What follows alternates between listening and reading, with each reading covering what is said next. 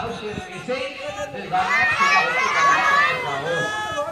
সূরা কাফের সর্বশেষ আয়াতে দিকে এই কথাটা আসছে যে তোমরা এই দোয়া করবে আল্লাহ তাআলার কাছে। তো আমাদের যারা আমাদের ভাইয়েরা আছে, যারা চিন্তাভাবনা আছে, আমাদের সকলের উচিত হবে সন্তানদেরকে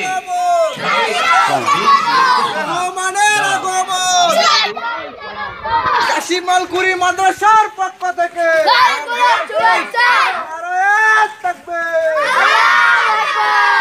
যাও যাও সবাই বসে পড়েছি।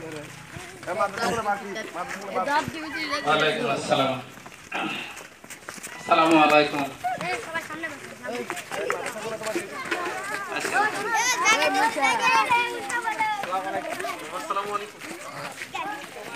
যাও বসো বসো, তোমরা সবাই বসো।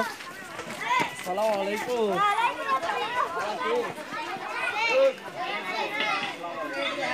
হ্যাঁ, সুন্দর হয়ে বসো বাবা, তোমরা সকলে সুন্দর হয়ে বসো।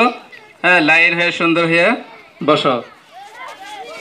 তো আমাদের এই বাচ্চাদেরকে সকলে আমরা আমাদের সন্তানদেরকে সঠিক শিক্ষা দেব। এই সঠিক শিক্ষা যদি আমরা দিতে না পারি তাহলে এই সন্তানদের কাছ থেকে আমরা কখনোই কোনো কিছু ভালো আশা করতে পারবো না। তো এই জন্য আল্লাহ রাসূল এই কথা বলেছে যে তোমরা